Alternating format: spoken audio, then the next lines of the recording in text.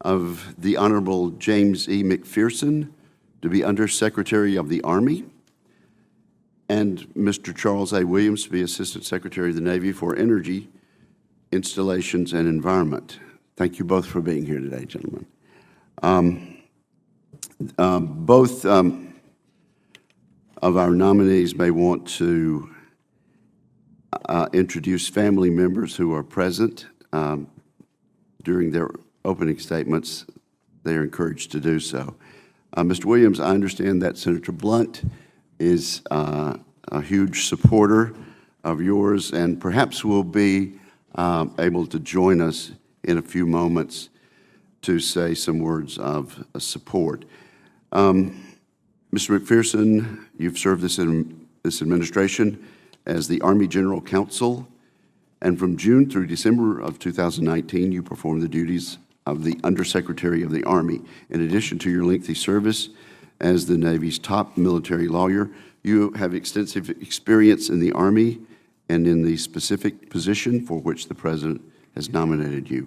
I speak for the committee when I say that we appreciate your willingness to continue serving DoD in positions of increased responsibility. Mr. Williams, you are a retired Navy admiral with the extensive experience in both the active and reserve components. In your civilian career, you are the principal of Commercial Realty, a successful real estate firm in St. Louis, and you are a naval aviator and have logged numerous hours as an airline transport pilot and flight instructor. We are grateful that if confirmed, you will be willing to bring your diverse military and private sector experience to bear as the Assistant Secretary of the Navy for Energy, Installations, and Environment. It is standard for this committee to ask certain questions in order to exercise its legislative and oversight responsibilities. I ask that you provide an audible yes or no response to the following questions. And so I ask both of you, and please answer verbally. Have you adhered to applicable laws and regulations governing conflicts of interest? Yes, I have. Will you ensure that your staff complies with the deadlines established for requested communications, including questions for the record in hearings? Yes, I will. Will you cooperate in providing witnesses and briefers in response to congressional requests? Yes. Yes. Will those witnesses be protected from reprisal for their testimony or briefings? Yes. Yes. Do you agree, if confirmed, to appear and testify upon request before this committee? Yes. Yes. Do you agree to provide documents, including copies of electronic forms of communication, in a timely manner when requested by a duly constituted committee, or to consult with the committee regarding the basis for any good faith delay or denial in providing such documents? Yes. Have you established, have you assumed any duties or undertaken any actions which would appear to presume the outcome of the confirmation process? No. No.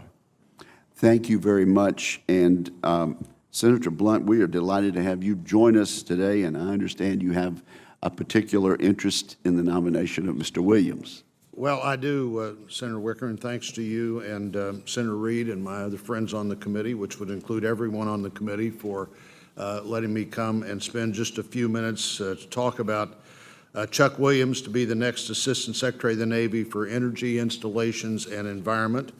I'm honored to be here with him and his family. He's joined by his wife, Lori, their son, Ryan, Ryan's fiancee, Alicia, his brother, Tim, and two sisters, Jamie and Patty, and I'm pleased to be here with all of them, and I know they're glad to be here with Chuck. Admiral Williams is eminently qualified, I think, for this job. His career in the U.S. Navy was characterized by dedication and strong leadership. I think he can do this job and do it well. After receiving his MBA at St. Louis University, Chuck Williams earned a commission in the U.S. Navy as an aviator, where he began a successful career that spanned nearly 3 decades in uniform. His commitment to duty and pursuit of knowledge were the trademarks of his work. During his Navy career, he had multiple command tours, He was skilled at management and oversight of billions of dollars of naval supplies and equipment. He did international relations work involving a number of foreign military services, and he was appointed to critical jobs all over the world. After his career in uniform, he's been an active part of the St. Louis community. He's served on committees for the Regional Commerce and Growth Association. He's a member of the St. Louis Realtor Association for Economic Development, and a member of the Special Education Committee for the Special School District of St. Louis. He served as president of the St. Louis Navy League. He's invested hours in our local schools. He is really a good guy, and I think he'll be able to do this job well. I'm pleased that the president has nominated him. I'm pleased you're having this hearing today, and glad to have a few minutes to be here with Chuck, and with his family to encourage his continued service to our country. So thank you for letting me come by, Mr. And thank you very much, Senator Blunt. I think that's a wonderful perspective, and we appreciate the information you provided to us. Gentlemen, as we begin this hearing, let me mention that our chairman, Senator Inhofe, and our ranking member, Senator Reid, have stressed over the past months and even years the importance of the national defense strategy, which makes clear and strategic, makes it clear that strategic competition with China and Russia is our primary national security concern. I think that view is widely held on both sides of the dais on this committee. Countering the bad acts of rogue regimes like Iran, which has been the subject of much of the President's focus over the past weeks, is also essential. This committee has spent most of its time and effort this past year ensuring that DOD has the authorities and resources it needs to implement the National Defense Strategy. Further, the committee has been working for more than a year on the privatized housing crisis that has directly impacted family morale and therefore readiness, retention, and health. As senior leaders in the Army and Navy, each of you will play a key role in setting this situation to right.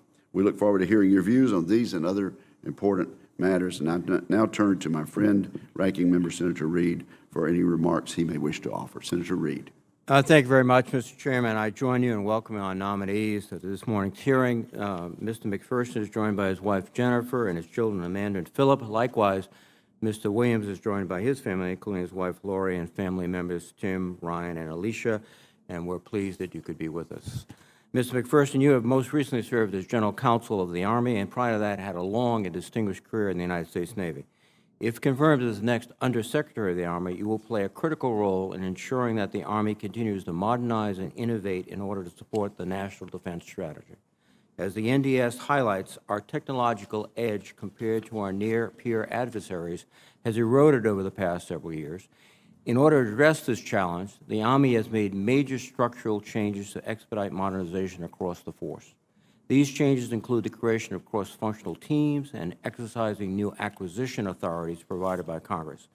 If confirmed, I expect that you will work closely with Secretary McCarthy and the Army's senior military leadership on these modernization efforts.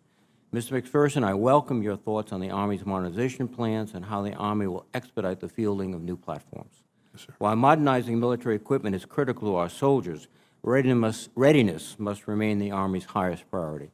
The Army has made great strides in rebuilding readiness while simultaneously making targeted investments in modernization. Mr. McPherson, please share with this committee what will you do to ensure the Army remains focused on unit readiness. Finally, the men and women who serve in uniform, as well as the civilians working for the Department of the Army, are the foundation of the Army's success. As the Army grows its end strength, it should remain focused on the quality of our soldiers rather than quantity. In addition, the Army must redouble its efforts to eradicate sexual assault, sexual harassment, domestic violence, and child abuse within its ranks. Mr. McPherson, if confirmed, I trust that these issues will be among your highest priorities. Mr. Williams, you are nominated to serve as the Assistant Secretary of the Navy for Installations, Energy, and the Environment. If confirmed, you will have a timely opportunity to improve the quality of military housing for families along with restoring their confidence at Navy and Marine Corps bases throughout the world. The fiscal year 2020 National Defense Authorization Act has dozens of new provisions, as well as increased funding to help the department hire additional and qualified personnel to perform much-needed oversight of military housing. If confirmed, I strongly urge you to use the tools at your disposal in order to improve military readiness, as well as I mentioned previously, the military housing. First, the Navy and Marine Corps, in terms of readiness, must rely upon surface ships, which depend upon vulnerable fuel supplies. As the Department implements the National Defense Strategy, the Navy should pursue multiple operational energy improvements to its fleet. For example, a recent analysis by the Navy found that installing a hybrid electric drive uses 37% less fuel than ships without an HED. Obviously, this would give the Navy a significant combat capability in the Pacific and elsewhere. On the shore, the Department of Navy relies upon a network infrastructure that requires uninterrupted access to electricity, and we face increasing vulnerabilities if we do not change the way we use power in our missions. The Resilient Energy Program Office allows the Navy to leverage non-DoD funds at no cost to the taxpayer to pursue energy resilient projects. However, the Navy has recently slowed progress in this important area. If confirmed, I strongly urge you to correct that. Additionally, for FY20, the Department received an additional $75 million for planning design activities to support military installation resilience projects. If confirmed, I intend to follow up with you on how the Navy and the Marine Corps plans to use these important funds in order to restore readiness. Finally, I think this is an important point. The Washington Post reported this week that the Trump administration plans to cut another $7.2 billion from DoD accounts in order to fund construction of the border wall. In addition, it is likely that the President will request several billion dollars in new MILCON projects that DoD has and will continue to argue are urgent and necessary to improve readiness and implement the National Defense Strategy. That argument is undermined if the administration shifts MILCON funding dictated for critical defense infrastructure for a border wall that was supposed to be paid by Mexico, not the American taxpayers. And the Department should not pursue this path, in my view. Again, thank you, Mr. Chairman, for holding this hearing, and I look forward to hearing from our nominees. Thank you, Senator Reed. And gentlemen, your full statements will be included in the record at this point. We recognize each of you now to summarize your testimony for a period not to exceed 5 minutes. And Mr. McPherson, we will begin with you, sir. Thank you, Mr. Chairman. Mr. Chairman, Ranking Member Reed, and members of the committee, thank you for the opportunity to testify before you today, and a special thank you to members of your staffs who met with me prior to this hearing. I would also like to thank President Trump for nominating me, and Secretary Esper and Secretary McCarthy for their trust and confidence in recommending me for the opportunity to serve again. Joining me today are the three most important people in my life: my wife Jennifer, who also served in the United States Navy, and our two children, both of whom serve in the education field. Amanda teaches children with special needs in Fairfax County Public Schools in Virginia, and Philip is a software engineer with McPherson, an education company. We are very proud of both of them. My family gives me the strength, support, love, and encouragement to serve and be the best husband and father I can be. I'd also like to pause and recognize those three members of the Army staff who really helped me prepare for this hearing today: Colonel Bavarnik, Major Quintana, and Major Fry. Thank you, gentlemen. Both my parents passed away years ago. They were part of what Tom Brokaw coined the greatest generation. On 6 June 1944, my father crawled ashore on Omaha Beach on the Normandy coast. At the same time, my mother was running a drill press in Douglas Aircraft in Los Angeles, helping to build Dauntless dive bombers. She truly was a Rosie the Riveter. They instilled in my brother Scott and I a spirit of service that we both live by today. My brother Scott is a deputy sheriff in Wyoming. Finally, I want to thank this committee for the unwavering and bipartisan support you provide to our total Army, our soldiers, our civilians, and their families. Since January 2, 2018, it has been my honor to serve as the 22nd General Counsel of the Army. When Secretary McCarthy assumed the duties of the Secretary of the Army in July of 2019, I was entrusted to perform the duties of the Undersecretary until my formal nomination about a month ago. It has been the privilege of a lifetime to serve with Secretary McCarthy and the entire Army leadership team, including Chief of Staff for the Army General McConville, Vice Chief General Martin, and Sergeant Major of the Army Michael Grinston. This has reinforced my perspective of the vital importance of the Army to achieve all of its top priorities, priorities derived from the National Defense Strategy, which is the foundation for the Army's strategy and the Army's vision. The Army's leadership team remains laser-focused on the Army's priorities of readiness, modernization, and reform. Also, the Army's senior leadership has adopted General McConville's bedrock philosophy that the Army is a people business, and our people, our soldiers, civilians, and their families are the Army's greatest strength. This philosophy has been a critical driver to numerous initiatives discussed at improving the quality of life for our people.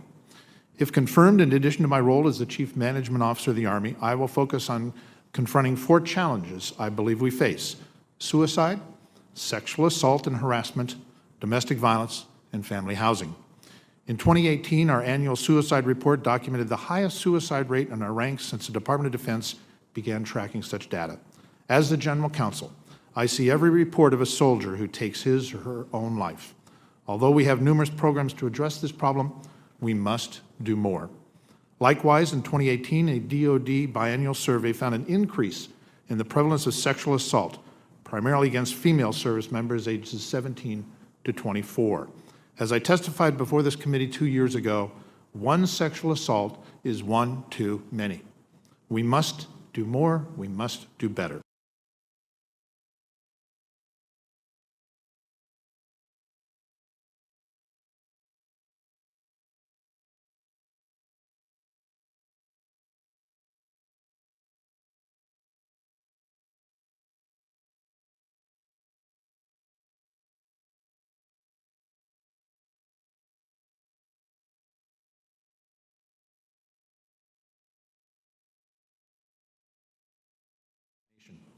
I'm grateful for your consideration of my nomination, and I welcome your questions. Thank you. Thank you very much, Mr. McPherson. And before turning to Mr. Williams, since a quorum is now present, I ask the committee to consider a list of 157 pending military nominations. Of these nominations, 109 nominations are 4 days short of the committee's requirement that nominations be in the committee for 7 days before being reported out. We hope to report out these nominations before taking up the articles of impeachment on the Senate floor, which will preclude other Senate business. No objection has been raised to these nominations, and I recommend the committee waive the 7-day rule. Is there a motion to favorably report this list of 157 pending military nominations to the Senate? So moved. Is there a second? There is a second. Are you ready to vote? All in favor say aye. Aye. All opposed, no. The ayes appear to have it. The ayes do have it, and the motion carries. Thank you for bearing with us there, Mr. Williams. And now you are recognized for your testimony, sir. Well, thanks Senator Blunt for his kind remarks. Missouri is proud of the work Senator Blunt does for the state, and I'm personally appreciative for his help. Chairman Wicker, Ranking Member Reed, distinguished senators of the Armed Services Committee, I'm appreciative of your time and the opportunity to be considered for an Assistant Secretary of the Navy position responsible for energy, installations, and environment. I'm pleased to have with me today my wife, Lori, of 45 years and an accomplished educator in her own right, my son, Ryan, an engineer, his partner, Alicia, and my brother, Tim, a former prosecuting attorney and judge in Utah and in New Mexico. I entered naval service shortly after graduating from college in 1972. It was during the Vietnam War, and I served 32 and a half years in an active and reserve capacity. As a 22-year-old kid from a St. Louis blue-collar union family, the Navy educated me, gave me an opportunity, and introduced me to a world that was beyond my dreams. I owe who I am to the Navy. My real estate career spanned 4 decades in property management, brokerage, investment, construction, development, environmental issues, and teaching as an adjunct professor. Real estate creates an opportunity for financial gain, but money was not my primary motivation. My greatest sense of joy, of pride, and of accomplishment came from serving my country and the United States Navy. I believe in and have written and spoken often of service above self. All of us serve because we believe and care about this country, and we want to make it better for the next generation. With your approval, it would be a privilege to serve my country and the Navy again. This is a position where I can make a difference, and if confirmed, I want to immediately engage with others, other services, and OSD to address critically important issues such as military housing and PFAS. As a former commanding officer, I know what it means to take care of our sailors and their families. We can do better, and we must do better. CNO once told his flag wardroom that all recruited will stay in the Navy, but it's up to us as flag officers to create an environment for a sailor who leaves to be able to say, I'm a better citizen, I'm glad I served, and I would recommend it to others. I'm ready to get started and pleased to answer your questions and work with you on problems facing us. Thank you. Well, thank you very, very much, and we'll now begin questions under the 5-minute rule. Mr. McPherson, the FY 2020 National Defense Authorization Act authorized 2,000 additional troops in the active component. Will the Army meet that recruiting goal, and how are we going to do it? We are confident, Mr. Chairman, that we will meet that goal. We're doing that as we did last year by continuing to focus on the marketing aspects of our recruiting. We've shifted from here to Chicago, our marketing enterprise office, now under the command of a very well-qualified general who has a background in marketing. In addition, we hired a new marketing firm, DBB, in Chicago. We bring the synergy of having those two located in Chicago will bring great energy to the effort. We've also identified 22 what we call target cities that we want to focus our recruiting efforts upon. In 2018, over half of our marketing budget was spent on television ads. We recognize that that's not where our target audience, 18 to 22-year-olds, spend their time. They spend their time on social media. So we are shifting our marketing to social media. We rolled out our new social media advertising campaign, What's Your Warrior? We're getting tremendous results from that, hits on that, and hits on our website, goarmy.com, and we are confident that we will make our recruiting goal this year. End strength is a factor of both recruiting, attrition, and re-enlistment, and we must carefully balance those three as we work toward the end strength goal that was given to us by this committee and by this Congress, and we will do that very, very carefully. I will say very happily that in the first quarter of this FY, we are at 94% of our re-enlistment rate, which indicates to us a number of things. Soldiers want to stay in, even though there's great opportunity in the marketplace and in the civilian world, because we provide them a sense of service, a sense of fulfillment, and that they can make a difference in our Army. That's encouraging to hear. Let me turn to Mr. Williams. In my remarks, I mentioned the housing crisis. Yes, sir. I assume you're already pretty familiar with this, Mr. Williams. Yes, sir. Do you have some conclusions about the root cause of this problem and of the distrust family have toward housing contractors and the Navy in general? The private side would have a profit motive. We have a motive to take care of our people, and this is all about taking care of our people. We took our eye off the ball. Private housing is not a core competency of the Navy. When this happened in the 90s, I was serving then. I thought it was a good idea, and I still believe it is a good idea, but we just took our eye off the ball. Most of my career on the real estate side was on the commercial sector, office buildings, retail, warehousing, but I did some residential apartment deals, and I remember owning some housing units. One standard I used when I refurbished a property to get it ready for the next tenant: would I live in that property? Would I have my family live in that property? I've seen some pictures of some housing that I cannot believe that any professional property manager would allow a tenant to live like that, or would make a correction, a maintenance action, and not do a better job than the pictures I've seen. I'm kind of livid about this because as a commanding officer, it is about taking care of our people, and we've let them down. The last thing we need is a young sailor to be on a destroyer in the South China Sea, standing watch, and prior to going on watch, gets a message that his family has gone to an emergency room because of respiratory problems for a spouse and a child, and now he's distracted, he's mad at the Navy, and he's supposed to be out there looking for ships so we don't have another collision like we had with the Fitzgerald and McCain. Well, Mr. Williams, that can't happen. It's not just the Navy, though. Do you think there's something about the concept? Because it's happened in the other branches also. It's just hard for us to put our finger on exactly where this started going wrong. I think they have a captive audience on a base, and more so than doing the outside where they have to compete. This is my take.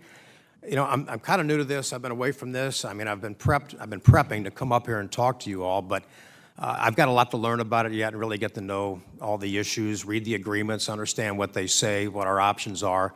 But it'll be the first thing that I do is to understand what we can do, how we fix it, and I will lay out a plan of how I'm going to do that in fairly short order if confirmed.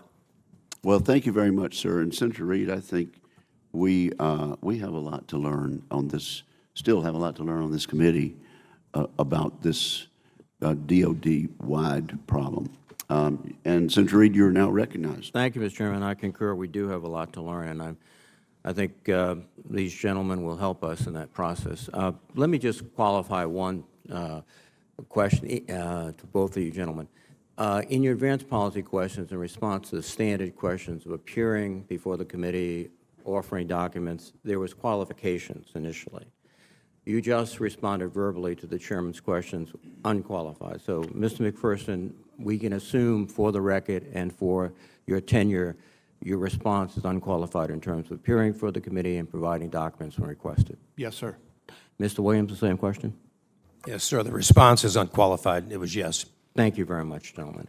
Mr. McPherson, I outlined a host of issues you're going to confront, and I want to focus in on one. That's we talked about it, domestic abuse and child abuse. You have extraordinary experience as a JAG officer, as the Navy JAG, now in your present capacity. Is the program working in the Army to balance the need for punishment for abuse, but also the support and the counseling to prevent it? What more can we do, should we do? Any thoughts on that, Mr. Secretary? Yes, sir, Senator, thank you. I think the program to combat domestic abuse, child abuse is working in the Army. Our statistics are downtrending over the last 2-3 years, but nevertheless, we can't take our eye off that ball. We can't declare victory and walk away from it. We need to continue to focus upon it.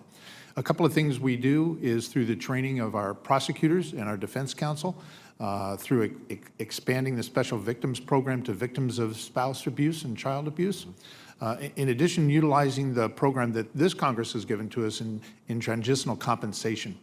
It was my experience as a prosecutor that oftentimes an abused victim, a wife, dependent, would be very reluctant to testify against her husband because that was the breadwinner. And if I testify against him in a court-martial and he receives confinement and he's discharged, what am I going to do with my family, my kids, where are we going to live, those sorts of questions. The Transitional Compensation Program answers that question. We will continue to take care of that family while taking appropriate action against that soldier. Well, thank you very much. And I must say, Admiral, I'm tempted to ask you what side of the field you'll be sitting on at the Army-Navy game, but I will not. If I would love to answer that question. I know I will not. Okay, Mr. Williams, again, you have some significant responsibilities. Your housing experience will be invaluable, I think, and we look forward to your efforts in that regard. One of the areas, though, I mentioned in my opening statement was energy resilience. Operationally, it is a critical factor in terms of just normal operations as well as military operations. It's critical. What can you do to help the first installations to be less dependent on the local grid, more resilient, et cetera? Sir, I'm relatively new to this, so I'm not sure how much I'll be able to add, but I do know, having talked to a few members of the staff, that resiliency is a big issue they're working on right now. There's been a lot of emphasis on redundancy with electrical generation, generators. We've looked at three different, or they have looked at, I should say, the Navy has three different areas where they can provide a backup generation source. So I want to get involved in that and learn more about that. But there are plans for backup generation, and they have proven some of the initiatives have been proven. And in that venue, and I understand also too that this is a topic of not as extensive knowledge on your part as real estate and other matters, but not only installation but also the operation of our ships at sea, to the extent that they're less, I should say, reliant on energy, the longer they can operate. And that's one of the first areas I think we would anticipate being attacked, not the ship itself, but the logistical base and support. And there are programs like hybrid electric drive. So I would ask you to look very closely at those programs and try to accelerate their deployment within the Navy. Yes, sir. Thank you very much. Thank you, Mr. Chairman. Thank you, Senator Reed. Senator Cotton. Congratulations, gentlemen, on your nominations. Thanks for your continued willingness to serve our country. Mr. McPherson, how would you rate the performance of Army Futures Command thus far, and what are your concerns going forward? I think the performance to date has been outstanding. Army Futures Command and General Murray is our futures officer. The key to Army Futures Command is the cross-functional teams, that teamwork that exists between the acquisition community and the requirements community. Bringing those two entities together in one place, those officers together in one place in the CFTs, has created tremendous synergy. Several examples of that exist. The one that I've seen most recently was IVAS, the Integrated Visual Augmentation System. I went to a use case down in Fort Pickett along with the Vice Chief a couple of weeks ago, and to watch the requirements and the acquisition team together with the vendor, Microsoft in this case, working closely together was almost magical. And the result of that, as well as the soldier touch points that take place, that is, our soldiers are our ones that test them in those use cases and bring back to the individuals that are creating the item, the IVAS, is a tremendous step in the right direction. I would rate the effort so far by AFC as outstanding. Going forward, we need to continue to fund those modernization efforts, and we're doing that through a continuation of what has been known colloquially as Night Court. As Secretary McCarthy recently said, we're going to continue that effort through the next POM cycle that we build for 22, identifying those programs that don't meet the criteria of the National Defense Strategy for our modernization, and either trimming them down or even ending those programs and transferring those funds to programs that we need to modernize and to equip our Army into the future, with the goal being 2028 of fielding that multi-domain operations capability. Thank you. Let's talk about long-range fires. For much of the last decade, the previous decade, I should say, we turned artillerymen into infantrymen conducting manpower-intensive counterinsurgency operations. The National Defense Strategy has put a renewed and overdue emphasis on artillerymen doing the job of artillerymen, neutralizing, suppressing, and destroying the enemy with extended long-range fires. Talk to us about how the Army's FY21 budget request will continue this focus and properly prioritize this critical capability. Long-range precision fires is our #1 modernization priority. The 21 budget request that you'll see will reflect that. That's where our majority of our funding is going, both in a number of areas, both in PRISM and in hypersonics. You will see an increased emphasis upon hypersonics. We are now building the glide body for that. It is a tri-service effort. We're partnering with both the Air Force and the Navy in that endeavor, and we look forward to partnering with the Air Force and the Navy going forward and other weapon systems as well. But you're going to see in the FY21 budget that long-range precision fires remains our #1 priority. I long advocated for the United States to withdraw from the Intermediate-Range Nuclear Forces Treaty, since it only bound the United States and Russia had blatantly violated the treaty over the years. President Trump thankfully withdrew from that treaty last year. From a strategic standpoint, though, the threat of intermediate range missiles comes as much from China and the Western Pacific as it does from Russia and the Eastern or in the European theater.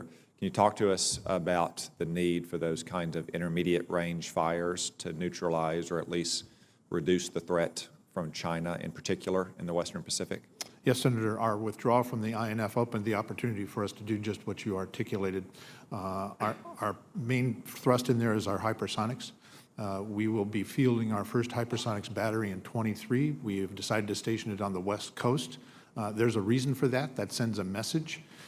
In addition, with regard to the Indo-PACOM area, we are making efforts right now to partner with our allies through various ways of gaining a footprint, a rotational footprint, not a permanent footprint in those first island chains, so that with our PRISM and other long-range precision fires, we can counter the Chinese threat in that region. Thank you. Thank you, Senator Cotton. Senator Shaheen. Thank you, Mr. Chairman. Mr. Williams, Secretary McPherson, congratulations to both of you on your nominations. Thank you to you and your families for your willingness to stand in consideration for these roles. I want to start by being parochial here. I appreciated, Mr. McPherson, the opportunity to sit down with you, and I hope that you will consider coming to New Hampshire to meet with our Army National Guard and also to visit the Cold Regions Research and Engineering Lab in Hanover, New Hampshire. And Mr. Williams, as we discussed before this hearing, I hope you will come and visit the Portsmouth Naval Shipyard and see firsthand how efficient the shipyard workers are, and also the energy innovation that's going on there. As you think about energy in the Navy and what we need to do, they have some great examples of what they've been able to do to save on energy. Yes, ma'am. I want to start, Secretary McPherson, with you, because over the past year, we've had a dredge project going on with the Army Corps of Engineers, and I would congratulate Lieutenant General Todd Simonite and R.D. James, Assistant Secretary James, for the work that they've done with us in New Hampshire and how expeditiously they have taken on that project. As I'm sure you know, we have many small harbors and rivers across this country that have safety and other issues around, economic issues around dredging that present a real challenge for the communities and the states that they're in. We have two other projects that are pending in the queue in New Hampshire, one for Rye Harbor and one for the Piscataqua River, which has got one of the fastest currents in the United States and presents a real safety hazard. So I hope now that Congress has allocated the money for 2020 that you will work very closely with the Army Corps and encourage them to be as expeditious as I know they're trying to be to address these small harbor projects like the ones in New Hampshire. Yes, ma'am. If confirmed, I'll do exactly that. After our conversation the other day, I called General Simonite, and we spoke about the dredging project that you mentioned. He was very pleased with how well it went. And we also talked about the two that are currently pending and how they're prioritized. And I told General Simonite that if I'm confirmed, I would like to discuss with him that priority and how soon they can start those projects. That's great. I really appreciate that. And I know, as I said, that we have projects across this country that are in the same difficult shape and really need to be addressed. Mr. Williams, as I said, we work very closely with Senator King and the delegations in both Maine and New Hampshire around issues affecting the shipyard, and they have a significant modernization effort underway at the shipyard to increase their dry dock capacity, which is important as we're trying to keep our subs operating. The Navy's Shipyard Infrastructure Optimization Plan was released in February of 2018, and as you may know, the plan focuses on increasing dry dock capacity and improving facility layout to improve efficiency at our shipyards. Can you talk about how important you think it is for us to continue these shipyard optimization projects so we can keep our Navy operating as efficiently as possible? Yes, Senator, and if you would allow me, I forgot to, and it'd be wrong for me not to acknowledge a shipmate from my first deployable squadron that's here, Naval Academy grad, CEO of a company. Sure. Jeff Milanetti is down here, so I do want to acknowledge, I should have earlier. With respect to the shipyards, I'm kind of an operational guy. I believe in getting ships ready to deploy. It is all about defending the nation. If we can't deploy, and we kind of saw this recently in the Arabian Sea, where we had to extend a carrier because we didn't have another carrier strike group ready to go, and it's because of maintenance activity and maintenance in the shipyards. I'm relatively new. I've been away from this for a while. I retired in 2005. I know there is a plan. I'm not all that well versed in it, but it really comes down to readiness, and we've got to have these ships be able to turn them faster. I mean, you can have the most technologically advanced ship, the most capable ship, but if it's sitting in a shipyard and can't deploy, it's not doing any good for anybody. So we got to focus on that, and that'll be one of my focuses. Well, thank you. I appreciate that. Another issue that we are very concerned about in New Hampshire is PFAS, the chemicals that have contaminated our water. We were one of the first bases. The former Pease Air Force Base was one of the first in the country to see challenges from PFAS contamination and water in the community. And I was very pleased when Secretary Esper, on his first day as Secretary of Defense, created a PFAS task force. I understand you were going to be serving on that in your new capacity if you're confirmed. Can you discuss what you would like to see the Navy do to address PFAS? Well, we want to identify all the naval installations where it's a problem and how it's affected the community. We want to be good citizens and work with the community as well.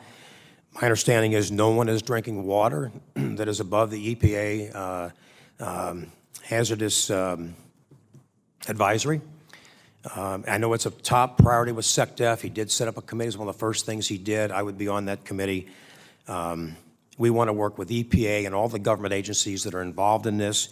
It is a national problem. It is used in many places well beyond Navy installations. But we have a Navy research lab. Anybody who would be invited, I'd like to go down there myself. I think you might even be interested in going to visit that Navy research lab. Perhaps we could do that together. I will take you up on that. Okay, and see what the technologies are, because we own that mil-spec, the Navy, and we need to get that problem fixed. And I will spend some time. It really is my number. So housing is number one, and PFAS is number two, and that's where I'm really going to put some effort. Thank you very much. Thank you, Senator Shaheen. Senator Rounds. Thank you, Mr. Chairman, and thank you to both of you for taking the time to visit with us in our office. I think that adds a lot to be able to visit personally with you. I'd like to follow up a little bit on what Senator Shaheen was discussing with regard to shipyards. And Mr. Williams, I'd like to just put it into a little bit different perspective. It would appear that there has been decades of underinvestment in Navy shipyards. And this has resulted in a situation where the current condition, configuration, and location of supporting facilities, dry docks, and equipment severely impacts the Navy's ability to execute its depot level maintenance. This includes not only nuclear carriers, but also nuclear submarines. And as described in the 2018 Shipyard Infrastructure Optimization Plan, this needs to be addressed. There were 6 FY19 Navy deferred availabilities, and by that I mean 6 separate vessels that were deferred because they couldn't get in and get out of depot maintenance appropriately. It included the USS Boise and the USS Hartford. In fact, the Boise returned from a patrol in 2015, and it hasn't been back to sea since. Inactivity has caused the Boise and 2 other attack subs to lose their dive certification.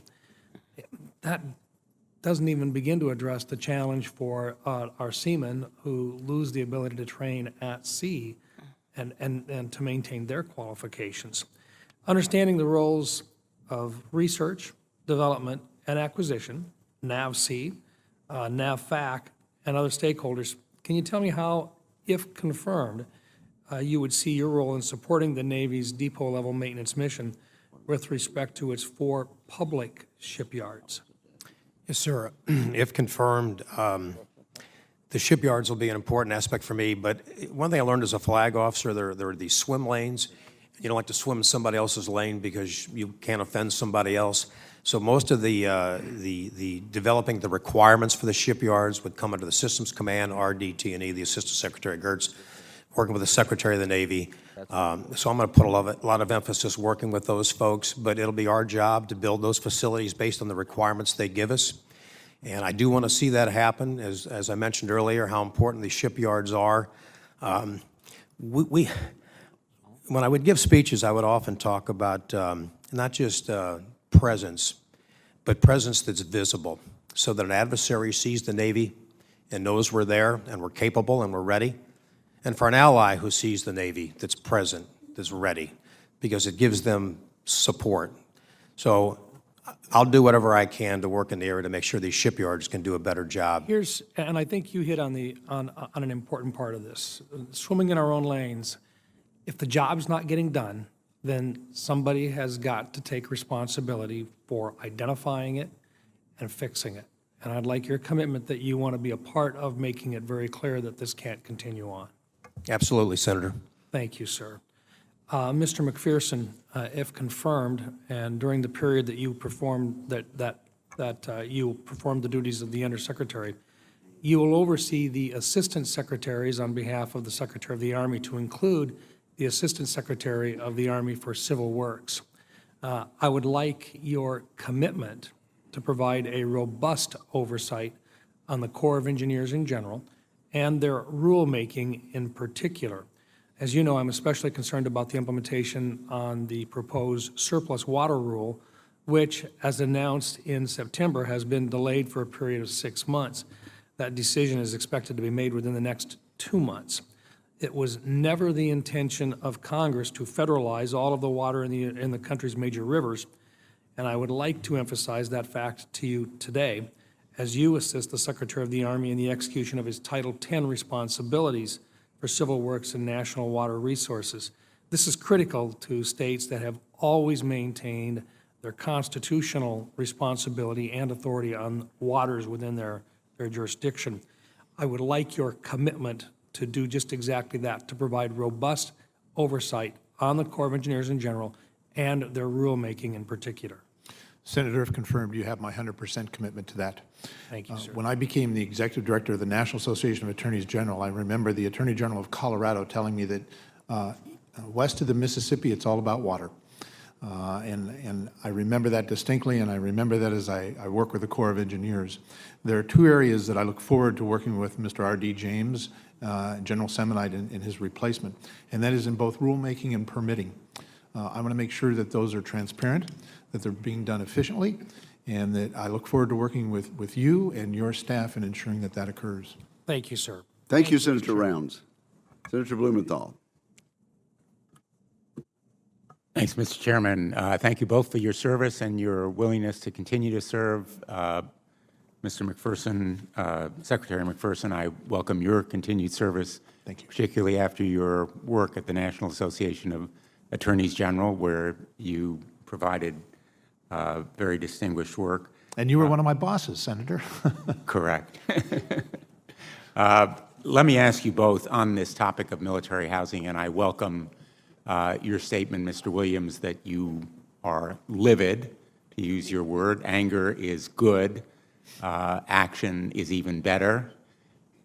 So I'm going to ask you to come back to us within, both of you, say 2 months, 3 months, and give us an update on what has been accomplished in these areas. I recognize it's a big problem. The NDAA this year has a number of very specific provisions on accountability and prioritizing families and so forth.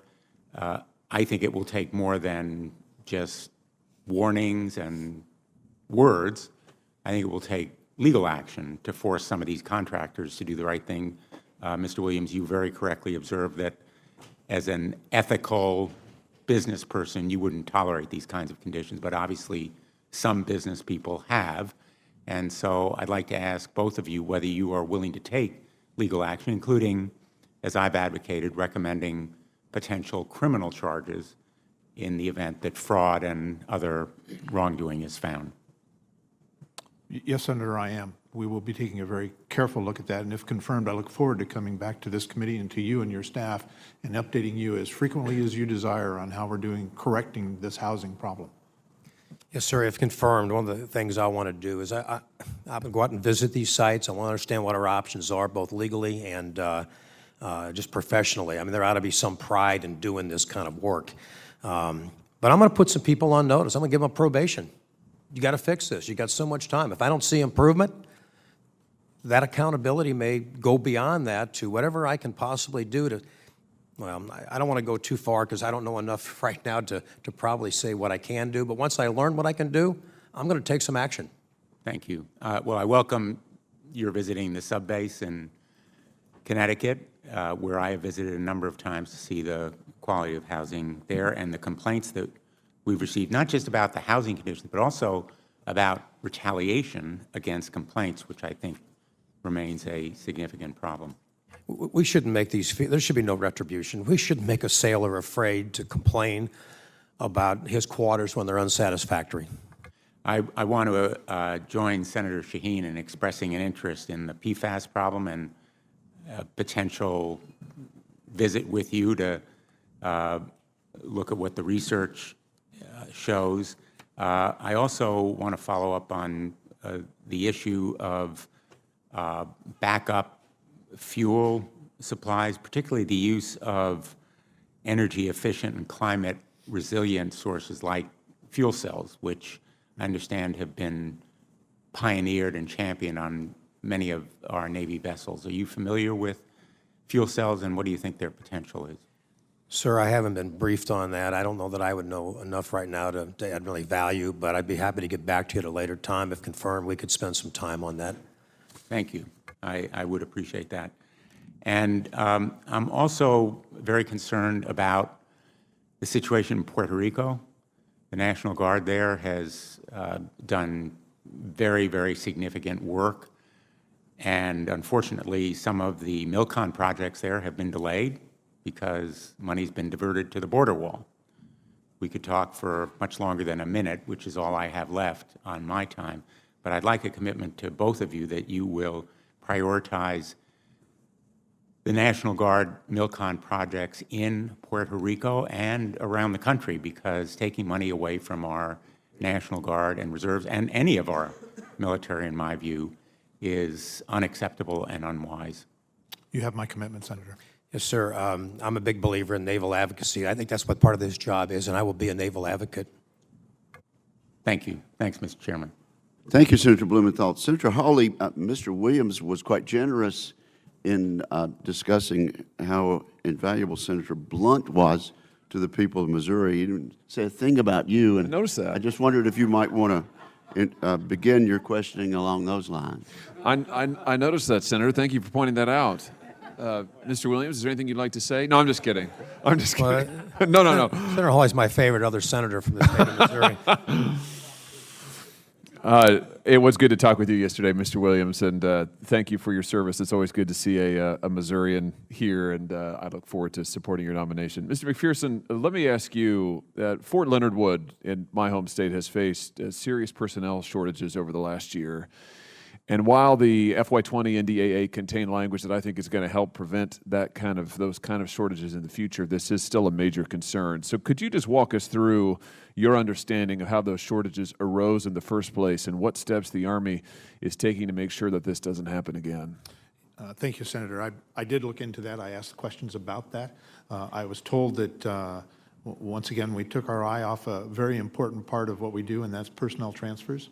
And as a result of those personnel transfers, some unpredicted ones, we fell below in some staffing areas at the hospital. Those were corrected through a rotational basis. We put some people in there temporarily. I'm also told that by this summer, it will be fully staffed again with incoming medical individuals, both support and physicians. So I was assured that by this summer rotation, those shortages will be remedied. That's helpful, thank you. Let me ask you about a related matter. The Defense Health Agency, I'm concerned about reports that it's not doing what it needs to do to ensure, again, that Fort Leonard Wood service members and their families have the health care that they need in the years ahead. So let me just ask you, if you're confirmed, what are you planning to do to ensure that service members and their families at Fort Leonard Wood will have access to the care they need as DHA assumes control of the medical treatment facilities there? If confirmed, I will continue what I was doing when I was performing the duties of with the Vice Chief of Staff. General Martin and I were the two senior leaders from the Army that sat in on the governance structure over that, if you will. We met very frequently with both Health Affairs and DHA. We do have some concerns, and I think Secretary McCarthy spoke about those the other day, and it was in the press. Our concerns are ensuring that we have the marketplace, if you will, right. Because the plan that's been put on the table and is moving forward is we're going to downsize some military treatment facilities. Indeed, we may close some military treatment facilities and outsource that to the civilian community, the market in the immediate area. Our concern is that we need to assure that sufficient market analysis has been done to know that that market can assume those patients, both our soldiers and their families and our retirees as well. Our concern is that if we outsource that, like we outsourced housing 20 years ago, that 20 years from now, individuals who are in these seats will be facing a medical crisis as we're facing a housing crisis today.